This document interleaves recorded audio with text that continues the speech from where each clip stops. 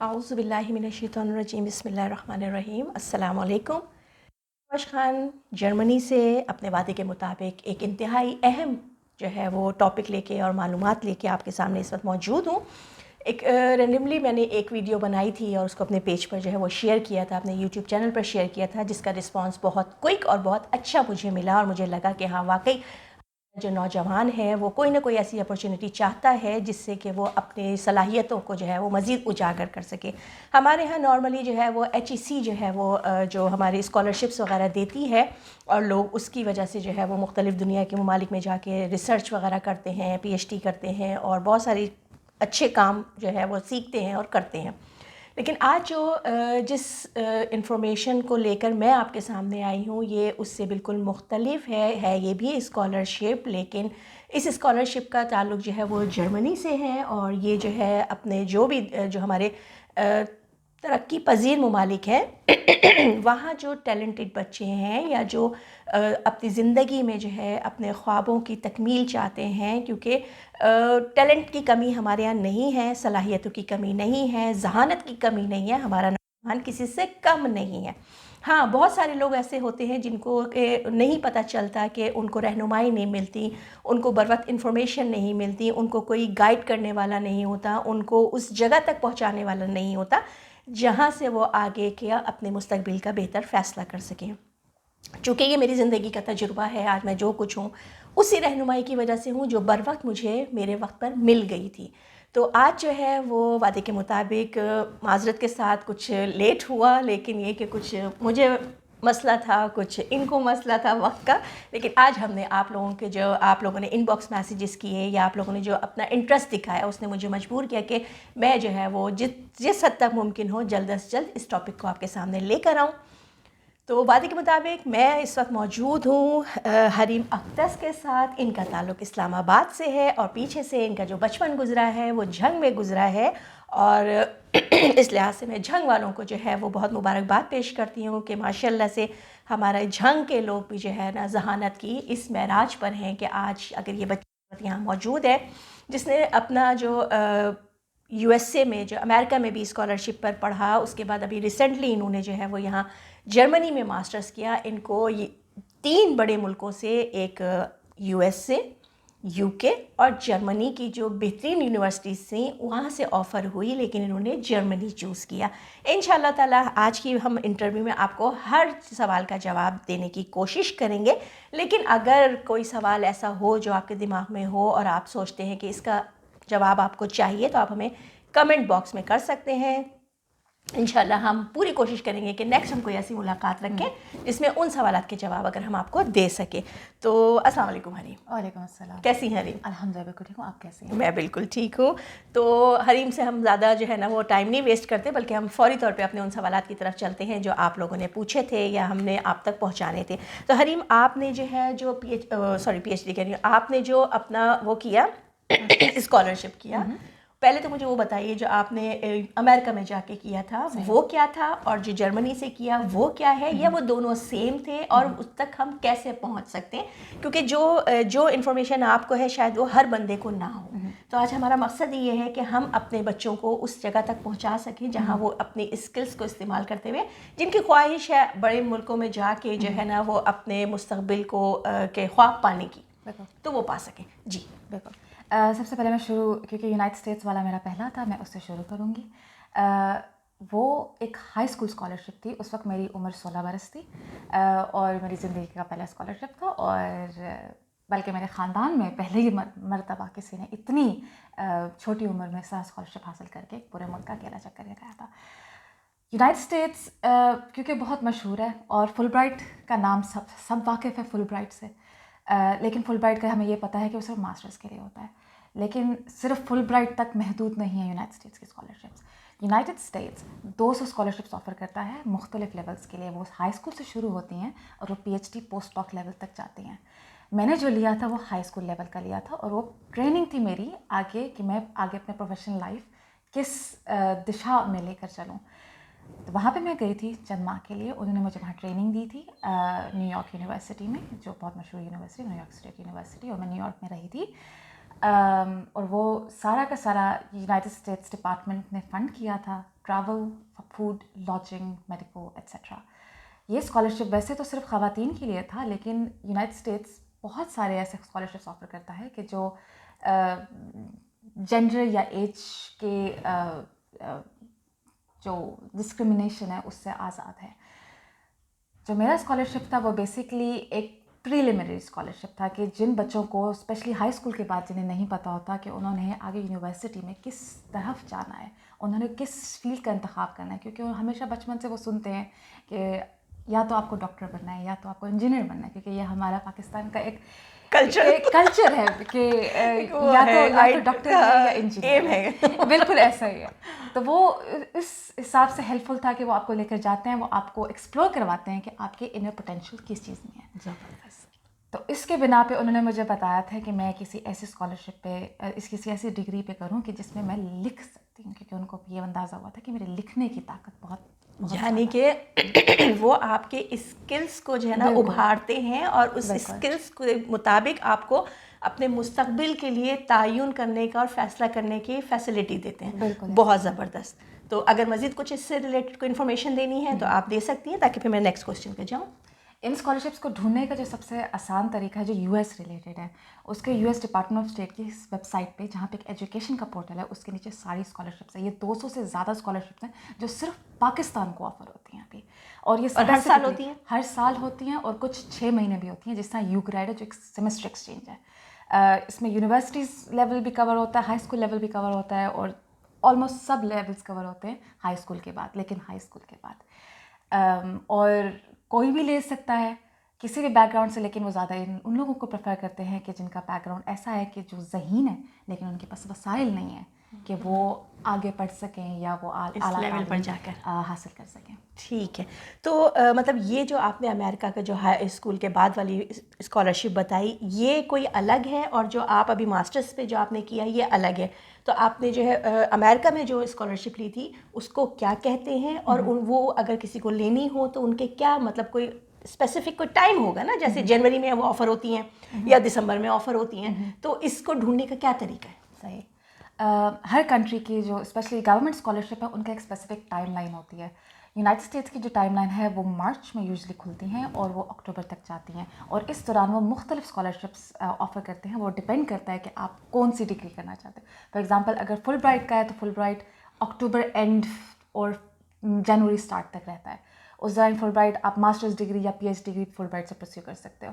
उसके बाद उनकी बहुत सारी स्कॉलरशिप्स है यूनाइटेड स्टेट्स, तो क्योंकि एजुकेशन कैपिटल कहलाया जाता है तो उनकी तो बहुत सारी स्कॉलरशिप्स हैं। और जर्मनी का ये है कि जर्मनी की एक स्पेसिफिक टाइमलाइन होती है। जर्मनी के जो गवर्नमेंट स्कॉलर यूनिवर्सिटी जो स्कॉलरशिप्स ऑफर करती हैं वो तो अलग हैं, लेकिन एक पूरे मेजर तौर पे जो गवर्नमेंट करती है उस स्कॉलरशिप का नाम DAAD है, जिसको पाकिस्तान में दाद कहा जाता है मशहूर तौर पे, क्योंकि दाद से आपको शायद अंदाज़ा हो जाए कि ये एक मशहूर स्कॉलरशिप जर्मन गवर्नमेंट की। इसका ओपनिंग का टाइम जो है वो लेट विंटर है, और ये उनके लिए कह रही हूँ मैं कि जिनकी टेक्निकल फील्ड्स हैं, जो या तो इंजीनियरिंग से वाबस्ता हैं या कंप्यूटर साइंस से या IT से वाबस्ता हैं। लेकिन अगर वो सोशल साइंसेस से वाबस्ता है जिस तरह मेरा है, तो ये मार्च अप्रैल मई में खुलती हैं और जून जुलाई में बंद हो जाती हैं। लेकिन यहाँ पे एक बहुत गौर करने वाली चीज़ है कि इन स्कॉलरशिप का टाइमलाइन बहुत थोड़ा होता है, सिर्फ 2 महीने होता है, इसलिए आपको बहुत आगाह रहना पड़ता है कि ये टाइमलाइंस कब खुलती हैं और कब बंद हो जाती हैं। तो हरीम मेरे ख्याल में हमारा आज का नौजवान तो मुस्तकिल कहना चाहिए कि अगर मैं 24 घंटे को हूँ तो शायद गलत नहीं होगा कि 24 घंटे वो बैठा ही इंटरनेट पर होता है। तो इस बारे में आप क्या कहेंगी? मैं इस बारे में ये कहूँगी कि इंटरनेट का इस्तेमाल सिर्फ मनफी नहीं है, इसको पॉजिटिव तरीके से भी इस्तेमाल किया जा सकता है। और अगर आप इसको पॉजिटिव तरीके से इस्तेमाल करेंगे तो इससे बहुत फ़ायदा होगा, क्योंकि जितनी भी टाइमलाइंस हैं ये सब इनकी जो DAD का जो ऑफिशियल वेबसाइट है, या US की जितनी स्कॉलरशिप है, UK की जितनी स्कॉलरशिप है, वो सब फेसबुक, इंस्टाग्राम, बड़े बड़े जितने भी सोशल मीडिया चैनल्स हैं उन सब में मौजूद होती हैं। उनको सिर्फ फॉलो करने से आपको अंदाज़ा हो सकता है कि उनकी टाइमलाइन कब स्टार्ट हो रही है, और वो आपको टिप्स भी देते हैं कि आपकी जो एप्लीकेशन है उसको आप बेहतरीन कैसे बना सकते हैं। तो मेरा यहाँ पे एक सजेशन होगा कि जो आप सोशल मीडिया में सही दिन के शायद 5 घंटे गुजारते, तो उनमें सिर्फ 20 मिनट आप सिर्फ इनको सर्व कर लें और देख लें कि इन कौन सी टाइमलाइन, कौन सी स्कॉलरशिप किस वक्त कब खुली है, और उनकी रिक्वायरमेंट्स देख लें। क्योंकि इससे ये सबसे बड़ा, सोशल मीडिया, इंटरनेट सबसे अच्छा तरीका है आगाह होने का कि यह कब खुलती हैं कब नहीं खुलती। क्योंकि आपकी यूनिवर्सिटीज़ अनफॉर्चुनेटली आपको नहीं बताएंगी कब खुलती हैं, आपको खुद ये सर्च करना पड़ेगा। कहते हैं ना कि कुछ पाने के लिए जो है ना कुछ मेहनत करनी पड़ती है। तो अच्छा, इसमें मुझे ये बताइए कि हम ख़ुद को कैसे तैयार करें? अगर हमारा एक नौजवान जो है वो ये स्कॉलरशिप लेना चाहता है तो वो ख़ुद को कैसे तैयार करे? और इसके साथ ही मैं आपसे ये क्वेश्चन भी साथ ही कर लेती हूँ कि ये जो GPA है, यानी कि जो हम लोग कहते हैं कि जी बहुत अच्छी यूनिवर्सिटी की डिग्री होनी चाहिए, कोई बहुत ही नामवर जो है वो इदारा होना चाहिए, तो क्या ये सारी चीज़ें मैटर करती हैं? या कोई भी यूनिवर्सिटी से अगर एक बच्चा डिग्री लेता है और एक ऑर्डिनरी सा जो है ना वो, मतलब पहले आप कह तो चुकी हैं कि ज़हीन बच्चों को लेते हैं, लेकिन कभी कभी मैं इस बात से थोड़ा सा ये मतलब वो करती हूँ कि ज़हानत अलग चीज़ होती है, आपकी डिग्री पे आया हुआ आपका जो मामला है ना, जो A है, A1 है या A है या B है, इस चीज़ का जो रिज़ल्ट होता है ना वो एक अलग चीज़ होता है। कभी कभी इंसान के हालात ऐसे हो जाते हैं कि उसकी जहानत जो है ना वो पीछे कहीं रह जाती है जब वो पेपर सामने आता है। तो जहानत एक अलग चीज़ है, रिज़ल्ट एक अलग चीज़ है। तो आप इस बारे में क्या कहना चाहेंगी? सही। स्कॉलरशिप्स की रिक्वायरमेंट्स तो एक बहुत मैप्ड आउट होती हैं ऑलरेडी, कि उनको अमूमन जो लोग समझते हैं कि आपका एक बहुत अच्छा GPA होगा, आपका यूनिवर्सिटी बहुत अच्छी होगी तो वो आपको स्कॉलरशिप मिलेगी। ऐसा नहीं होता। ज़बरदस्त। मैंने बहुत सारे ऐसे स्टूडेंट्स को देखा है कि जो बहुत थोड़ी स्कॉलरशिप, जो बहुत थोड़ी GPA के साथ भी उनको बहुत अच्छी एरास्मस और DAD जैसी स्कॉलरशिप उन्होंने जीती हैं। वो कैसे? सिर्फ GPA मैटर नहीं करता, आपका पर्सनल और प्रोफेशनल अचीवमेंट जो मैटर करते हैं, आपका वर्क एक्सपीरियंस मैटर करता है, और सबसे ज़्यादा जो आपका अपना लिया हुआ कोई इनिशिएटिव वो बहुत मैटर करता है। आप कोई भी ऐसी चीज़ होगी जो आपको मुख्तलिफ बनाता है।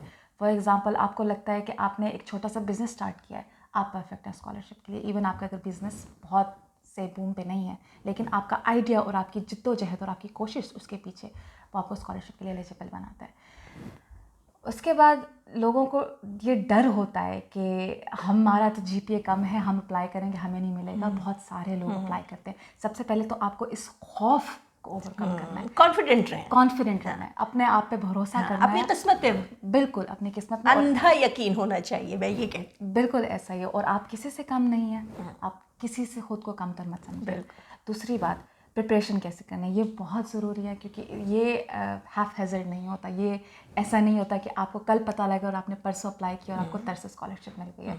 नहीं, ये टाइम टेकिंग है। और इस पूरे प्रोसेस को एटलीस्ट 6 महीने से 1 साल लगता है। ओके। उसमें आपको क्या करना पड़ता है, सब मेजर स्कॉलरशिप्स के लिए आपको चंद डॉक्यूमेंट्स ऑलरेडी प्रिपेयर कर रखनी पड़ती हैं। क्योंकि आपको नहीं पता कि आपकी यूनिवर्सिटी, क्योंकि पाकिस्तान में एक बहुत बड़ा मसला ये है, मुझे खुद ये फेस करना पड़ा। मैंने अपना बैचलर्स कायद-ए-आज़म यूनिवर्सिटी से किया, इवन तो कायद-ए-आज़म यूनिवर्सिटी पाकिस्तान की नंबर 1 यूनिवर्सिटी है, लेकिन मुझे भी बहुत सारे ब्यूरोक्रेटिक हर्डल्स का सामना करना पड़ा जब मुझे अपनी डॉक्यूमेंटेशन चाहिए। तो मैं एक जो चीज़ रिकमेंड करती हूँ स्टूडेंट्स को कि वो अपने कुछ डॉक्यूमेंट्स, जिसमें वो एक जनरल पर्पस स्टेटमेंट, एक जर्नल CV, रिकमेंडेशन लेटर्स, और अपना जो कोई भी वर्क एक्सपीरियंस सर्टिफिकेट्स या अपने जितने भी सर्टिफिकेट्स हैं, डजेंट मैटर कि अगर आपकी सर्टिफिकेट्स कार्ड मेकिंग कॉम्पिटिशन में या 3 क्लास में, it matters, everything you do matters. उन सबको एक अच्छी सी फाइल बना लें, और जैसी स्कॉलरशिप की टाइमलाइंस ओपन हुआ करें, आप उन पे उनको उसके स्पेसिफिकली डिज़ाइन करके अप्लाई कर दीजिएगा। ठीक। तो अगर किसी को अमेरिका की स्कॉलरशिप मिलती है या UK की या जर्मनी की, तो उसके लिए उसको कौन सा लैंग्वेज टेस्ट देना होगा? सही। यूरोप के लिए यूजुअली IELTS, जो हमें पाकिस्तान में पता भी होता है, IELTS एग्ज़ाम होता है कि जो आप ब्रिटिश काउंसिल की वेबसाइट पे जाके रजिस्टर करके उसको दे सकते हैं। और लेकिन कुछ स्कॉलरशिप्स ऐसी होती हैं, जिस तरह जर्मनी की स्कॉलरशिप्स हैं, क्योंकि जर्मनी की प्राइम लैंग्वेज इंग्लिश नहीं है, तो यहाँ पे कभी कभार आपकी अगर यूनिवर्सिटी की बैचलर्स या आपका मास्टर्स, अगर आप PhD के लिए जा रहे हैं, वो इंग्लिश में है, तो आप अपनी यूनिवर्सिटी से एक लेटर लिखवा के दे सकते हैं। लेकिन यूरोप के लिए, UK के लिए आपको IELTS चाहिए होता है। लेकिन अगर आपने यूनाइटेड स्टेट्स में जाना है तो उसके लिए आपको GRE देना होता है। स्पेशली अगर आप मास्टर्स और PhD लेवल के लिए, आपका अगर फुल ब्राइट का इरादा है और आपने या यूनिवर्सिटी स्कॉलरशिप का इरादा है, तो वहाँ पे आपसे GRE और या TOEFL मांगते हैं। वो भी GRE लैंग्वेज से थोड़ा सा बढ़कर होता है, उसमें थोड़ा सा जनरल सवालात होते हैं। लेकिन पाकिस्तान में एक रिसोर्स जिसे हम लिंकन कॉर्नर कहते हैं, फ्री रिसोर्स है, हमारे नौजवानों को पता नहीं होता। आप वो हर बड़े शहर में मौजूद है। आप सिंपली जाके उनकी लाइब्रेरी में जाके आपको आइट्स की भी किताबें, आपको टॉफल की भी और आपको GRE की किताबें मुफ्त में मिल सकती हैं और आप वहाँ जाके उनकी तैयारी कर सकते हैं। मतलब घर से ही वो तैयारी की जा सकती है। घर से तैयारी की जा सकती है। ज़बरदस्त। अच्छा, इस स्कॉलरशिप को हासिल करने के लिए कौन से सब्जेक्ट होने चाहिए? वैसे तो आपने शुरू में जो है वो इस चीज़ को डिफ़ाइन किया है, लेकिन मैं चाहती हूँ कि आप अलग से इस चीज़ को जो है दोबारा से वो कर सकें, ताकि जो इस चीज़ को नहीं समझ सके या जो मिस कर जाए तो वो इस चीज़ को दोबारा से ध्यान से सुन सकें। DAD की, जर्मनी की स्कॉलरशिप की सबसे अच्छी बात यह है कि एक सब्जेक्ट रिलेटेड होती है। DAD की 120 किस्में हैं, मतलब इसमें 120 किस्म के सब्जेक्ट्स की स्कॉलरशिप आपको मिल सकती है, जिसमें इंजीनियरिंग भी है, मेडिकल साइंसेज भी हैं, क्योंकि मेडिकल साइंसेज की स्कॉलरशिप और जगह कहीं अवेलेबल नहीं होती, फुलब्राइट में नहीं होती, कॉमनवेल्थ में नहीं होती। Social sciences, engineering subjects, IT subjects, computer subjects, art subjects, performing art subjects, जितने भी आपको लगता है आप सब्जेक्ट कर रहे हैं, 120 टाइप्स ऑफ सब्जेक्ट्स अवेलेबल होते हैं। आपको सिर्फ DAD पोर्टल में जाके अपना सब्जेक्ट और अपनी DT लेवल डालनी होती है और वो आपको सब बता देता है कि जर्मनी की किस यूनिवर्सिटी में किस वक्त कौन सी स्कॉलरशिप अवेलेबल है। ठीक है। हरीम, आपको इस जो अभी आपने जो मास्टर्स किया यूनिवर्सिटी से जर्मनी की, उसमें आपको 3 मुल्कों में जो है ना वो अमेरिका, UK और जर्मनी की ऑफ़र हुई थी। तो अमेरिका में कौन सी यूनिवर्सिटीज़ थी जहाँ से आपको जो है वो ऑफ़र हुई, और UK में कौन सी थी, और जर्मनी में कौन सी थी, और जर्मनी ही को आपने क्यों चूज़ किया, ये बताइए आप। UK में मुझे, क्योंकि मेरा जो प्राइम गोल था वो UK से पढ़ना था, मेरा जर्मनी आना वैसे काफ़ी हैफाजर्ड था। UK में मुझे जिस यूनिवर्सिटी से ऑफर हुई थी वो ग्लासगो से और डरहम यूनिवर्सिटी से। दोनों यूनिवर्सिटीज़ ऐसी हैं कि जो बहुत हाई लेवल की यूनिवर्सिटीज़ हैं।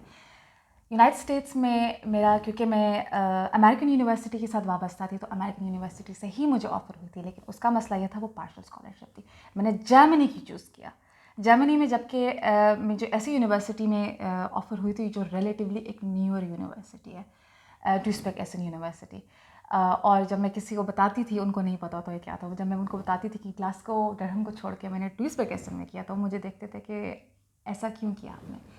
इसका बहुत अच्छा जवाब मेरे पास ये है कि पहली बात, मैं ख़ुद को चैलेंज करना चाहती थी, क्योंकि मैं एक नई ज़ुबान सीखना चाहती थी, एक किसी ऐसे कल्चर में आना चाहती थी कि जिसका पहले मुझे अंदाज़ा नहीं है, क्योंकि UK का कल्चर तो वही इंग्लिश स्पीकिंग कंट्री है और हमें अंदाज़ा है, और यूनाइटेड स्टेट्स का भी ऐसा ही है, यूनाइटेड स्टेट्स में होके आ चुकी थी, तो इसलिए मैंने सोचा इस बार नया कुछ करते हैं। उसके बाद जो एक और बहुत बड़ी मेरी वजह थी मैं जर्मनी चूज़ करने की, क्योंकि UK और US दोनों में ऐसा होता है, उनकी स्कॉलरशिप्स के बाद वो आपसे एक बॉन्ड साइन करवाते हैं यूजुअली। फुलब्राइट, कॉमनवेल्थ, शेफनिंग, रोड्स, जो मेजर स्कॉलरशिप्स हैं, वो आपसे एक बॉन्ड साइन करवाते हैं कि आपको 2 साल एटलीस्ट के लिए अपने मुल्क वापस आ जाना है।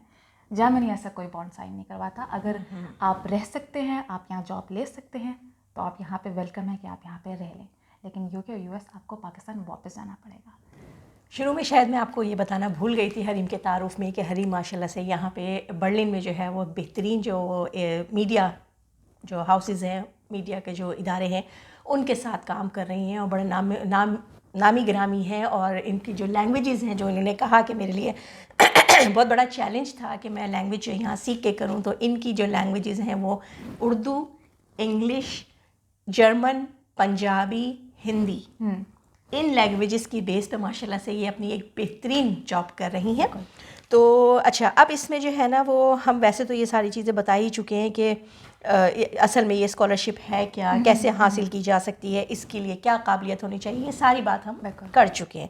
तो अब जो मेरा आखिरी इनसे ये सवाल है कि इसका मुझे ये वैसे तो ये बता चुकी है, लेकिन फिर भी दोबारा से मैं इस सवाल को ले रही हूँ कि हर किसी को जो है वो ये आसानी से मिल जाती है, और इसमें क्या क्या सहूलियात दी जाती हैं? सबसे पहले तो मैं ये कहूँगी कि हर कोई ज़हीन होता है, जिस तरह महविश ने कहा, कोई किसी से कम नहीं होता, और हर कोई काबिल है कि उसको बेहतर से बेहतरीन मौका मिले। इससे मैं ये कहूँगी कि ये सबको आसानी से नहीं मिलती स्कॉलरशिप लेना, क्योंकि पूरी दुनिया कॉन्टेस्ट करती है। क्योंकि सिर्फ जो मेरी स्कॉलरशिप थी वो सिर्फ सोशल साइंसेस के लिए थी, मतलब सिर्फ लॉ, पॉलिटिकल साइंस और इस रिलेटेड जो सोशल साइंसेस के मेजर्स हैं उसके लिए थी, लेकिन उसके लिए भी 3000 एप्लीकेंट्स थे, जिसमें सिर्फ 11 एप्लीकेंट्स चूज़ हुए थे। तो ये बेसिकली और आप जितना बड़ा मुल्क होता है, यूएस होगा उसमें और कंपटीशन होगा, यूके होगा उसमें तो और कंपटीशन होगा, क्योंकि पूरी दुनिया लड़ती है इन स्कॉलरशिप्स के लिए। लेकिन मैं ये फिर कहूँगी कि आप किसी से कम नहीं हैं और आप बिल्कुल इस काबिल हैं कि आप ये ले सकते हैं। दूसरी बात, आपका दूसरा सवाल कि या आपको ऑफ़र क्या करती है, जितनी भी स्कॉलरशिप्स हैं, चाहे वो गवर्नमेंट स्कॉलरशिप्स, जिस स्पेसिफिकली मैं कहूँगी, ये आपको ना सिर्फ आपकी एजुकेशन सारी फ़ंड करते हैं, आपका मेडिकल भी ये देते हैं, आपकी ट्रैवल कॉस्ट भी ये बेयर करते हैं, आपको एक बार घर जाने का भी टिकट देते हैं बीच में, उसके बाद आपको कोई भी एक्सीडेंटल इंश्योरेंस, आपकी जितने भी, और आपको एक स्टाइपेंड भी देते हैं इतना कि आप कंफर्टेबली जिस शहर में भी हैं वहाँ पे आप आराम से ज़िंदगी गुजार सकें। और मैं तो ये कहूँगी कि इस स्कॉलरशिप के मतलब ये इतनी जनरस थी, DAD एटलीस्ट, क्योंकि मुझे उसका एक्सपीरियंस ज़्यादा है, कि मैं यहाँ जर्मनी में रहते हुए मैंने पूरे यूरोप की सैर की सिर्फ अपने स्टाइपेंड पे, क्योंकि मैं एक्सटर्नली कोई जॉब नहीं करती थी पहले। तो इतना ये है, काफ़ी होता है कि आप घूम फिर ले, खा ले, पी ले, एंजॉय करें अपनी लाइफ को, पढ़ाई के साथ साथ देख लें। जो जहानत होती है उसका यही फ़ायदा होता है कि अल्लाह ताला जो है, जो मतलब ये लोग ऐसे जो अपनी स्किल्स के बलबूते पर जो है वो कुछ हासिल करना चाहते हैं या करते हैं, तो अल्लाह ताला फिर उनके लिए मज़ीद राहें खोलता है। आखिरी जो इनकी बात है उसको मैं सादा अल्फाज में अगर ये कहूँ कि ना सिर्फ फ़र्ज़ करें कि अगर आपका यूके यूनिवर्सिटी में आप करना चाहते हैं, यूके की किसी यूनिवर्सिटी में, तो अभी रिसेंटली मेरा जो ट्रिप हुआ था यूके का, तो मुझे पता चला कि वहाँ पे एक यूनिवर्सिटी की जो फ़ीस है 1 साल की वो 13,000 पाउंड है जी।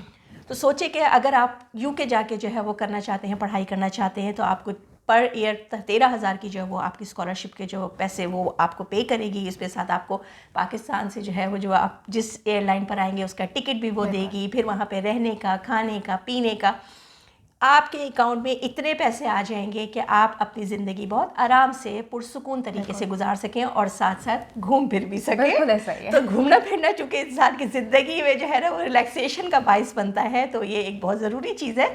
तो बहुत शुक्रिया हरीम आपका, और जो हमारे देखने वाले हैं उनका बहुत शुक्रिया। और अगर आप लोगों को लगता है, एक दफ़ा फिर मैं कहूँगी कि अगर कोई क्वेश्चन ऐसा है जिसका सवाल का जवाब आपको चाहिए था और हम नहीं दे सके, तो हमें ज़रूर बताइएगा। और अगर आपको ये लगता है कि इस वीडियो से आपको कोई फ़ायदा पहुँचा है, तो प्लीज़ इसको अपने जो दीगर लोग हैं इसको अपने तक मत रखिएगा, बल्कि इसको शेयर करें, ताकि अल्लाह ताला ने, हो सकता है कि कोई ऐसा इंसान, कोई ऐसा नौजवान जो कहीं किसी वजह से मायूसी का शिकार है, अल्लाह ताला उसके लिए कोई राहें खोल दे। और हमेशा ये बात याद रखिएगा कि जो चीज़ आपकी किस्मत में है वो आप ही को मिलेगी। ये सोच कर कि अपनी नेमतों को दूसरों से छुपाना या उसको हाइड रखना कि कहीं ये मालूमात दूसरों तक ना पहुंच जाए और वो इससे ज़्यादा फ़ायदा ना उठा ले मेरी निस्बत, तो ये कभी न सोचिएगा। हमेशा दूसरों के भला करने का जो इंसान सोचता है, अल्लाह फिर उसका ख़ुद भला करता है। तो अपनी मेज़बान मावाश खान को इजाज़त दीजिए। इंशाल्लाह फिर इसी तरीके से किसी और पाकिस्तान से रिलेटेड कोई अच्छा टैलेंट लेके फिर आपके सामने आएंगे। तब तक के लिए अल्लाह हाफ़िज़, अस्सलाम वालेकुम।